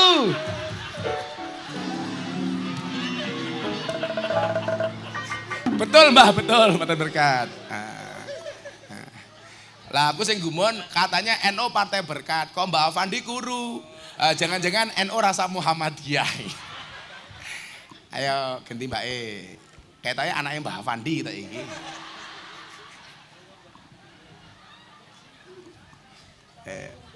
Waalaikumsalam. Sepanjang saya orasi 2 tahun ini Pak, ini penanya paling tua Pak Afandi. Mbak siapa namanya? Saya Aisyah Hana. Siapa? Aisyah Hana. Hana. Ya Hana, nah ini berarti orangnya. Fakultas apa Hana? Kedokteran. Waduh dokter. Repot lan dibojo dokter esok Pak. Kamu suaminya masuk kamar, Papa cuci kaki dulu. Halah, repot. Sing penak kayak Vivi lho, guru agama. Guru masuk kamar suaminya ditanya, Papa masih ingat pelajaran kemarin? Iya. Suaminya jawab, lupa Mama. Langsung istrinya Vivi ngomong, ayo Papa ulangi lagi. Iya. Rencana dokter apa Nduk? Kedokteran umum. Oh, kedokteran S1. umum. Dokter tuh pinter apa goblok menurut kamu? Jawab aja. Pinter, dokter tuh pinter apa goblok? Peter. Masuknya tuh pinter Pak Rektor. Tapi begitu keluar jadi dokter dia goblok Pak. Buktinya apa? Kalau memang dokter itu pinter, kenapa setiap orang datang ditanya? Pak Rektor sakit apa? Kan goblok. Dokter itu yang pinter cuma satu menurut saya, dokter hewan. Enggak pernah ditanya, langsung disontek gitu loh. Ora ono sapi toko takoni sapi kuwi lara apa ora ono. Dokter. Semester berapa sekarang? Semester 7, Gus. Oh, KKN. Belum. Oh, belum. Ya udah, pertanyaannya apa? Dok. Ya kan dokter. Amin. Amin. Iya, amin. Kadang ngelirik aku, amin. Dokter. Apa sama jenenge? Aisyah Hana. Dokter Aisyah Hana, spesialis kelamin. Kan ono. Lah, engko pasien nih Mbah Afandi.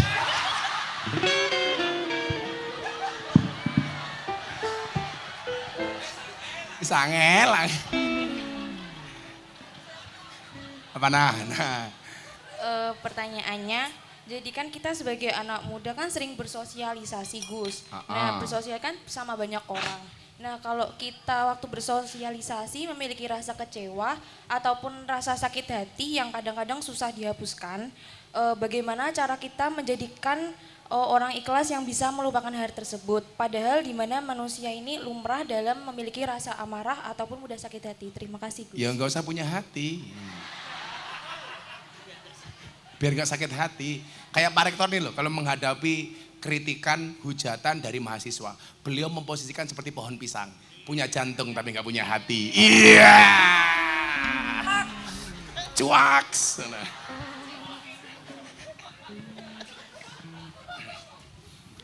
Di dalam tubuh manusia itu ada segumpal darah, hati sih, Mbak Hana. Kalau dia baik, baik secara keseluruhan. Kalau dia buruk, buruk secara keseluruhan. Apa itu? Ala wahyal kolbi. Segumpal darah itu adalah hati. Lah suasana hati itu ternyata dipengaruhi oleh dua hal. Dari mata yang melihat dan dari telinga yang mendengar. Berarti apa? Kualitas hati kita tergantung pendengaran dan penglihatannya. Supaya hati kamu mutmainah, caranya bagaimana? Ala bidzikrillah tatmainnul qulub. Banyak zikir, banyak ngaji. Alaikum bimujalasatil ulama. Lah di era medsos seperti hari ini, mohon maaf, cara menjaga hati itu adalah dengan memproteksi mata dan telinga. Makanya saya bilang, Anda itu kalau punya medsos, tolong kebaikan itu diposting. Loh kok gitu Gus? Nanti dibilang pamer. Eranya beda bro. Kalau orang berbuat baik nggak mau posting, akhirnya yang FYP di medsos itu adalah kemaksiatan. Cewek pakai jilbab, ngemut es krim. Mendelok.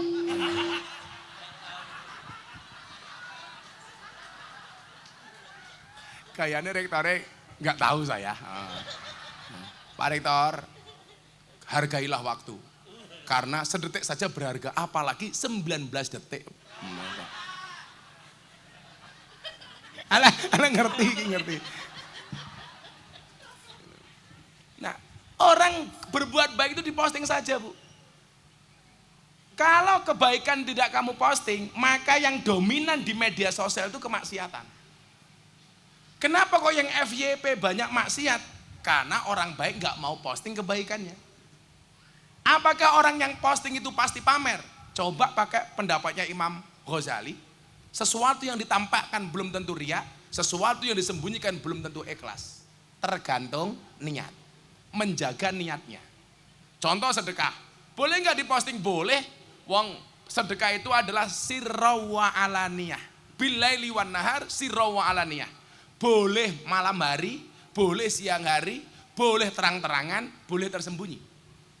Makanya dulu zaman Raffi Ahmad, Atta Halilintar dihajar habis-habisan gara-gara sedekah diposting, giveaway dan sebagainya. Saya bilang lanjutkan. Supaya apa? Isinya yang FYP ini kebaikan-kebaikan. Kalau enggak isinya ya gawe konten mangan babi nganggo bismillah. Ngemut es krim. Kan aku jadi ingin gitu loh. Ingin gebuk cangkeme ngono lho maksudnya iki. Nah, maka dijaga aja Nduk, pandangan dan penglihatan kamu. Karena jendelanya itu. Suasana hati gampang dipengaruhi oleh itu. Penglihatan dan pandangan. Maka Imam Al-Ghazali mengatakan begini, orang itu berbuat baik dan berbuat buruk itu tidak dari hati, tapi dari mata yang melihat dan dari telinga yang mendengar. Dirangsang oleh otak, kemudian dimasukkan ke dalam hati, diputuskan mau berbuat baik atau berbuat buruk. Awalnya dari mana? Telinga dan mata. Maka nggak ada orang itu buta dan tuli sekaligus, nggak ada Pak Rektor. Karena kalau buta dan tuli sekaligus nggak ada jalan hidayah. Tapi kalau cuman buta bisu ada, tuli bisu ada. Tapi kalau buta dan tuli nggak ada. Bagaimana jalan hidayahnya? Adan yora krungu, diajari sholat matanya yora iso ndelok. Maka nggak ada. Nah, jaga pandanganmu. Wah, kamu jangan lirik aku, nanti kamu naksir loh. Kan nanti Vivi cemburu. Tapi saya sama Vivi beda pemikiran. Nah, iya kan? Vivi mikir aku mikir Avandi.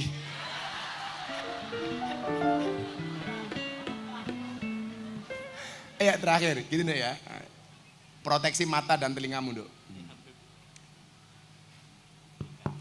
Assalamualaikum warahmatullahi wabarakatuh. Waalaikumsalam. Nama saya Hasan Gus. Habib Hasan. Dari Fakultas Ekonomi dan Bisnis Unwahas. Ngeri sekali. Takoni ekonomi modar ya aku.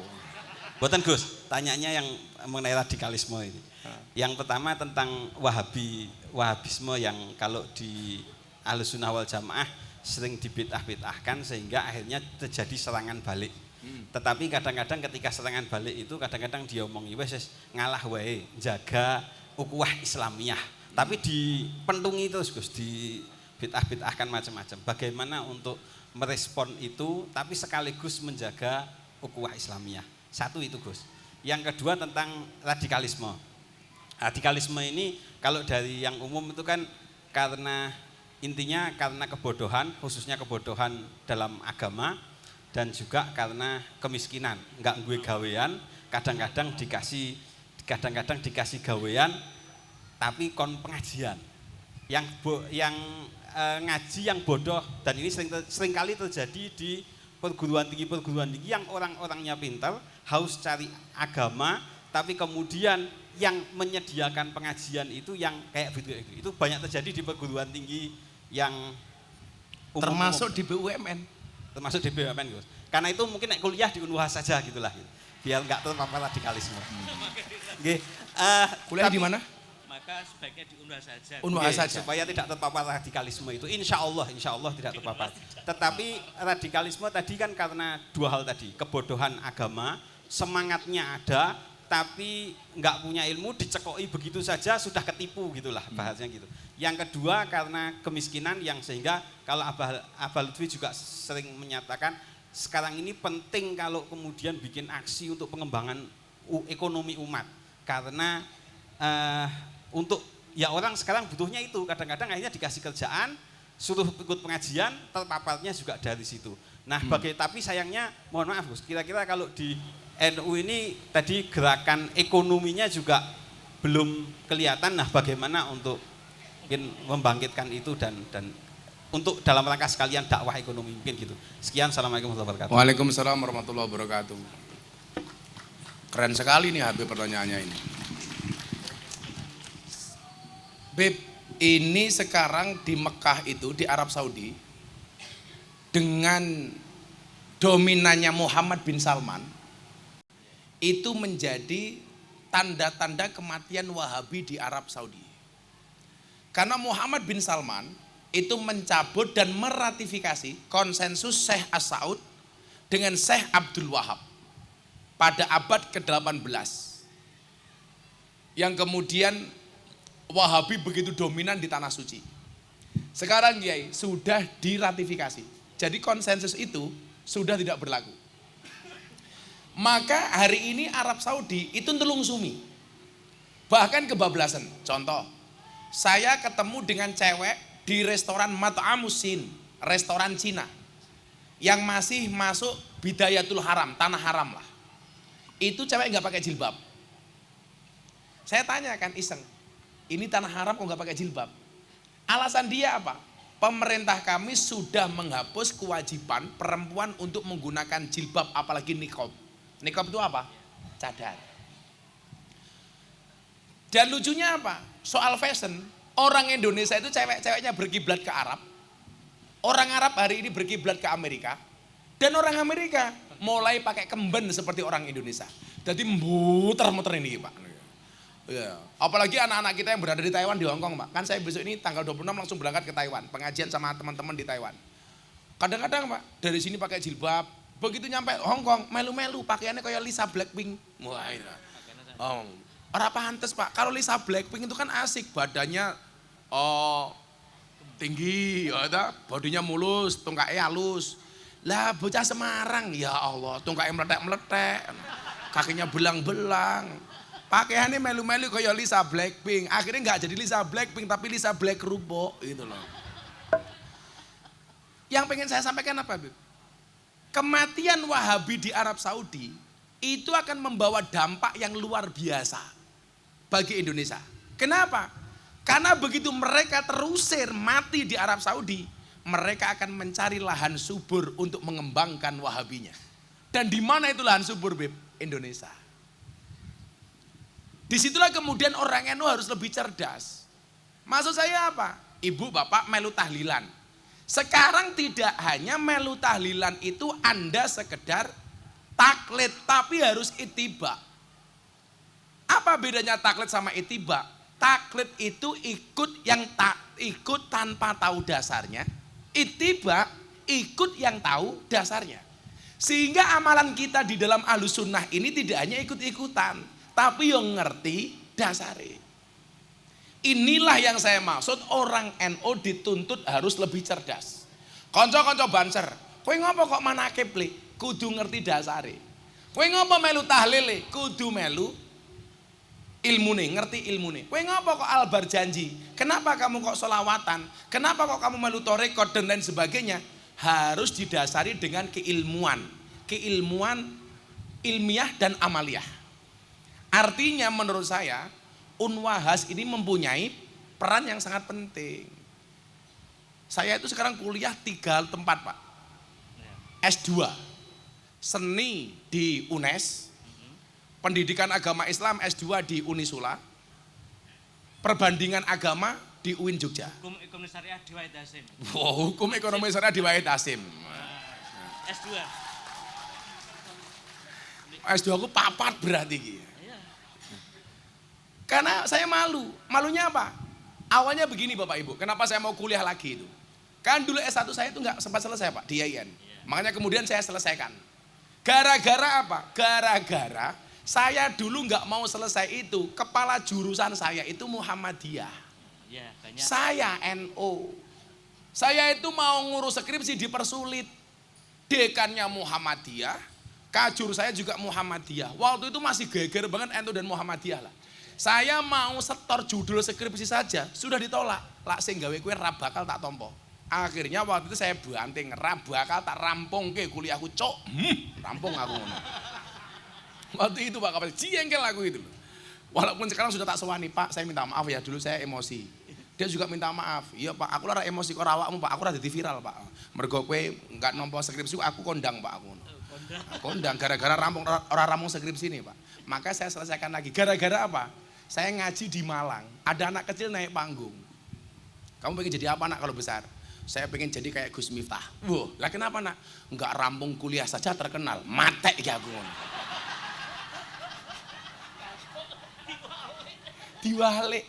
Maka sejak saat itu saya putuskan saya lanjutkan kuliah saya lagi. Saya target setahun 2 tahun ini selesai S2 3 tempat, tahun depan saya doktor. Tempat Wahid Hasim. Tempat Wahid Hasim Pak. Iya. Aku nanti Vivin deketi aku terus Pak. Vivi kan lulus. Udah lulus Pak ya? Yang golek liyane Pak, masa lemu Pak. Iya. Saya hanya apa? Bahwa orang NU tidak boleh berhenti belajar. Kita itu kan emosional kenapa menghadapi orang Wahabi? Karena kurang ilmu Pak. Nah, saya pikir ini menjadi gerakan bersama ya. Konco-konco banser tak andani lho ya. Kalau kamu ngawal kiai pengajian macam-macam kayak. Lah iso begitu kiai ning panggung, banser duduk paling depan. Melu ngrungokke pengajian. Jangan ngatur kiai ini wis ning panggung, bansere minggat ning ruang transit malah badok. Aja le, mangane bar pengajian wae ngono lho. Setuju ya itu loh. Kiai ini sing dikawal ngaji tak delok kok bansere ilang. Teng transit bah mangan, walah iki aku ngono. Kan banser undang-undangnya 1 Pak, wani mati tapi jangan sampai lapar. Rawani lapar. Itu banser, luar biasa pokoknya. Nang yo kuwi lho, aku kadang-kadang banser kok gawe protap lho. Aku kadang-kadang mumet tok. Lah pengajian ning lapangan rame gitu Pak. Saya turun dari mobil. Banser lak ngaman kayak aku, kaya tersangka ning kantor polisi, dicengkiweng ngene iki lho. Iki piye to iki aku ngono. Aku ki kiaimu, Cok, aku ngene. Mumet dasku aku nembe diamanke no, dinguenekke Pak. Aduh, sing diamanke iki jamaahe ora kiyaine. Kaya mambengi ning Jombang, wis ngliwati jamaah akeh biangan malah aku dicengkiwe ngene iki. Aduh, lagi teko panggung iso modar ya aku. Oke, sewenang aku karo kanca-kanca banser iki. Insyaallah besok kiai masuk surga yang awal banser. Amin.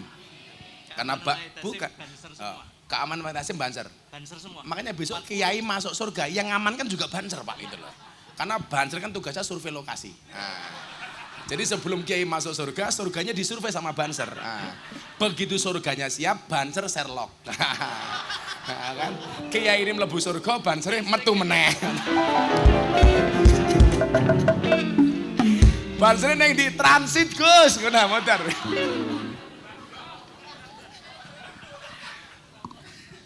Nah, saya pikir penting lah, kayak Wahid Hasyim ini menjadi kampus yang kemudian kita stigmakan sebagai kampus moderat, kampus Aswaja. Ya, artinya kalau kampus Aswaja, Bib, ya bebasan nggak perlu tanya saya, tanya rektor saja, Bib, gitu loh kan, karena Aswaja, Bib. Begitu, Bib, ya kita bareng-bareng bahwa kader-kader muda NU ini tidak boleh kalah. Kita secara kuantitas udah jauh lebih besar dibandingkan mereka, dan saya bersyukur, Bib. Survei-survei terakhir itu yang mendominasi di media sosial itu rata-rata sudah ustadz-ustadz Ahlussunnah wal Jamaah. Dengan orang-orang seperti Gus Baha dan sebagainya, itu orang-orang yang luar biasa. Dan ini perlu kita jaga bareng-bareng. Bahwa secara kuantitas kita nggak ada yang mengalahkan. Pengajian di mana-mana yang paling meriah pengajiannya orang NU. Tetapi di satu sisi secara kualitas juga perlu kita tingkatkan. Insya Allah menjadi Ahlussunnah wal Jamaah yang kafah. Amin Allahumma amin. Yes yo, pakai kaos tak sangoni. Wah, duit gua anyar. Cie pengen cie.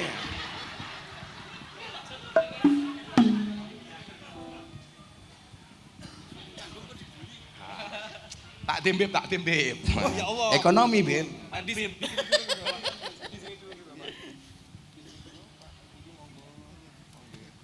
Pak Fandi damel tumbas napa? Oh, nggih bensin. Lah dikei duit ditabung napa dicelengi? Ditabung, jangan dicelengi. Makanya ada bayi tabung, enggak ada bayi celeng.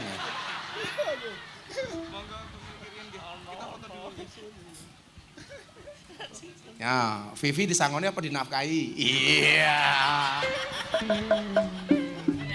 Terima kasih Gus.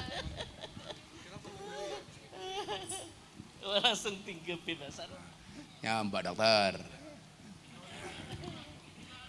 Ya, foto ya, foto. Oke. Beb sini, Beb, sini. Foto sini, Beb.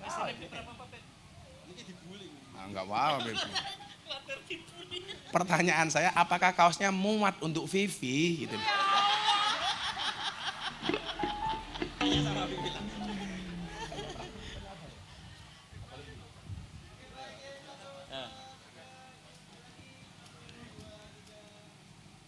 Oke, matur nuwun, Mbak. Saya yakin tiap hari sama Vivi kaosnya dipakai supaya serasa meluk Gus Miftah. Nah, Bagus. fallback, alah, fallback. Apa Mbak? Oh, tongengnya panjang umur. Lah wis sudah 8 ora mati-mati loh. Kamu kan itu. Oh ya.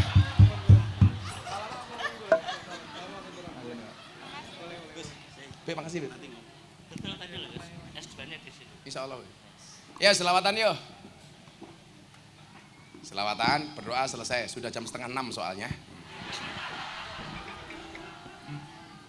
Nanti kalau aku terlalu lama di sini, nanti Vivi nggak bisa move on. Kalian tahu kenapa move on itu berat? Ya, move on itu berat kenapa? Karena dari SD sampai perguruan tinggi yang dipelajari hanya mengingat dan menghafal, bukan melupakan. Iya, itu alasannya.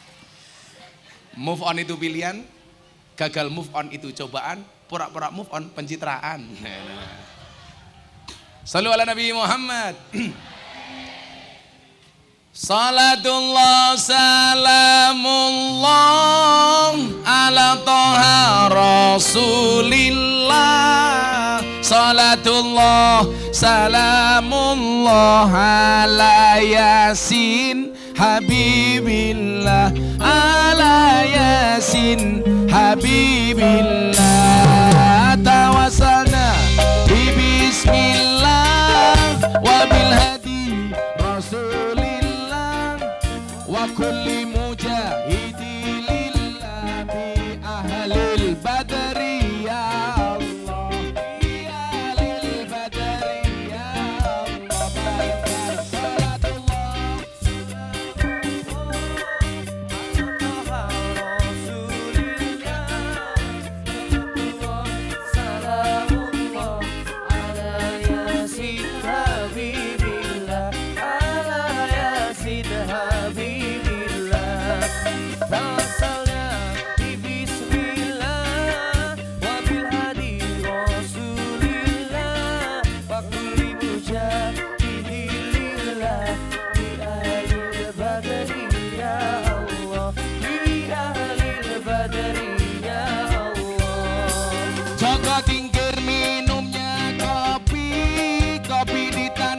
di pinggir kali.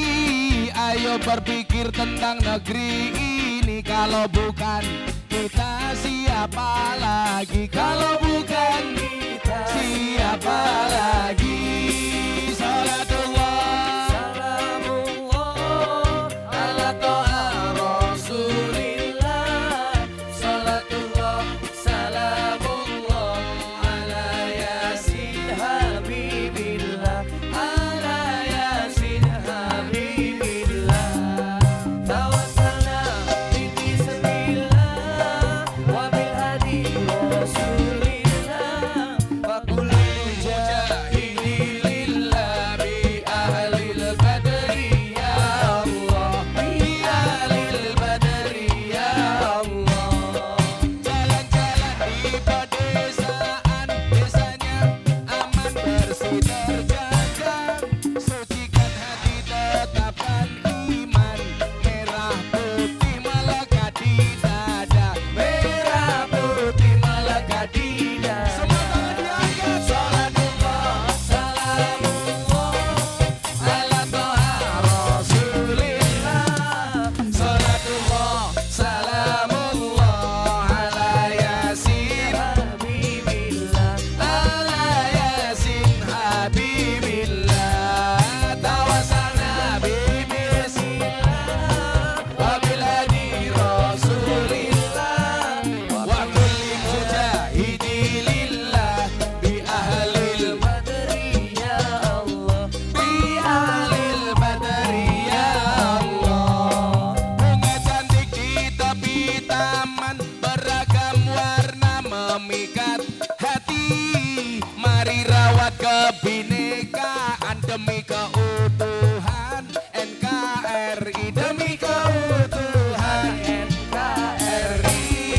Salatullah salamullah ala toha rasulillah. Salatullah salamullah ala yasin habibillah. Ala yasin habibillah.